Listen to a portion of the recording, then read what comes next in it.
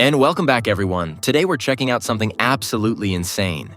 The GD808 a hypercar packing over 2,000 horsepower. This thing looks like it dropped straight out of a futuristic racing game, and we're gonna find out.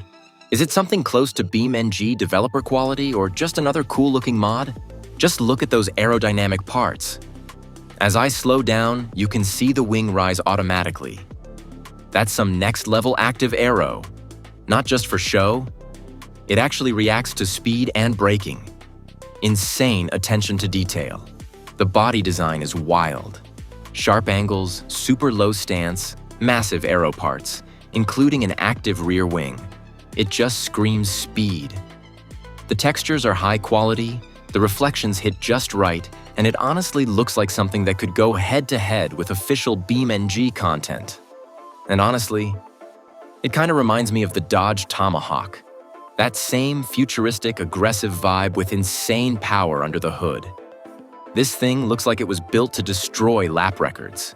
Now let's hop into the interior and see what it's all about. But I won't lie, it's a little on the empty side. It could use a bit more detail or crazy lighting to really sell that hypercar vibe. Not bad at all, but not quite on the level of some of the most detailed interiors out there.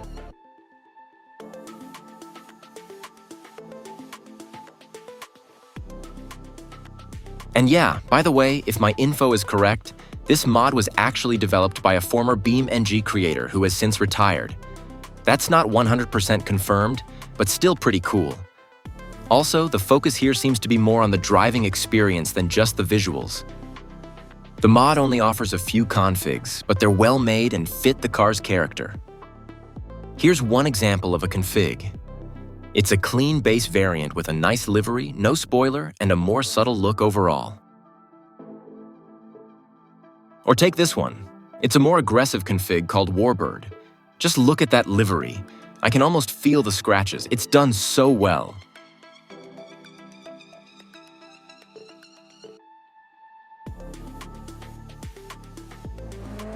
Now let's take this thing to the drag strip. Or can we even call it a car? I don't know, you tell me. Let's see what it can do.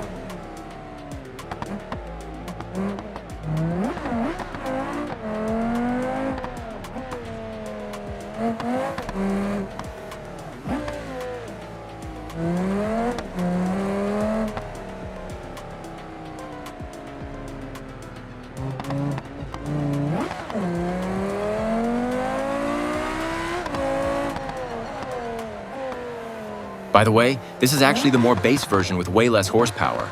But trust me, you'll see it's still an absolute beast on the strip. Let's go!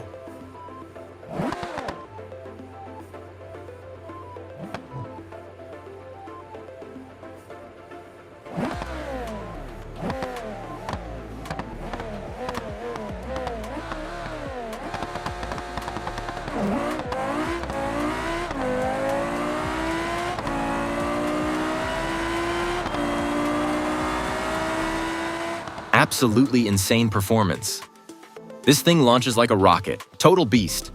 And by the way, just look at it, looks so clean and aggressive.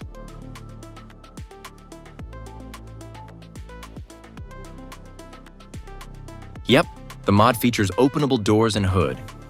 But here's the funny part.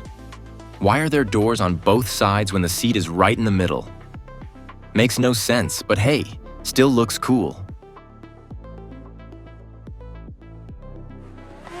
Now let's take it on the track. And wow, this thing drives like a dream. The futuristic feel is insane. Smooth yet wild at the same time.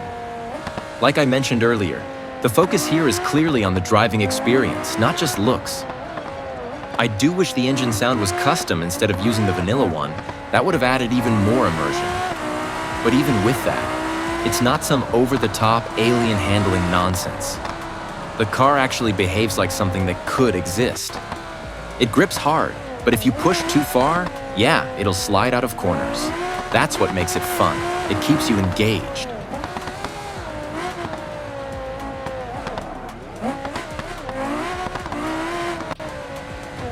Well, yeah, I just crashed. And I gotta be honest, I don't really care too much about the crash physics. I know BeamNG is known for realistic crashes and all, but for me personally, That's more like a cool bonus, not the main reason I play. Still, I gotta say it. The crash physics on this mod aren't great. Panels stretch weird, and it doesn't deform like you'd expect. So yeah, not the best, but it doesn't ruin the fun for me. Alright, I'd say let's test the top speed. We'll compare two versions, the more base variant and the race one, and see what they can do.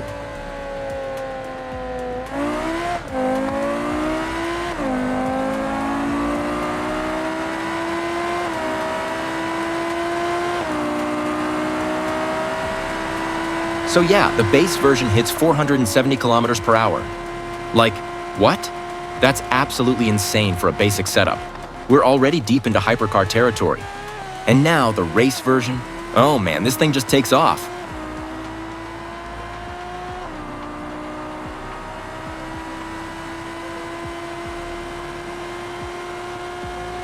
If I'd really kept my foot down, no doubt it would have smashed past 500 kilometers per hour.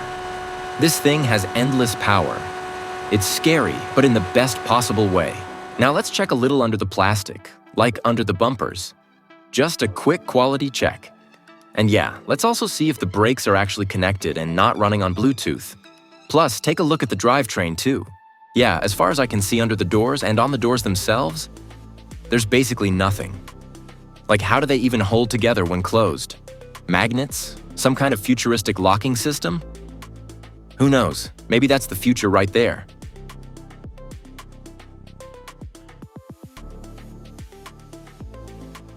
The overall look of the engine, once I removed all the plastic covers, actually looks really good. You can see the structure clearly. The components are nicely detailed, and it gives off that high-performance hypercar vibe. Definitely not just slapped together.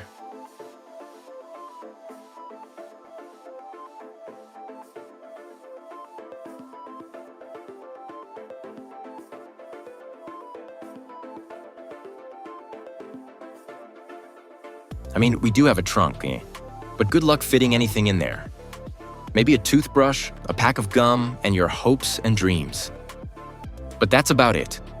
Yeah, the details so far are looking really good. Now let's take a look underneath the car and see what's going on there. So the first thing I notice, why are there some interior textures showing up under the car? That really doesn't belong there.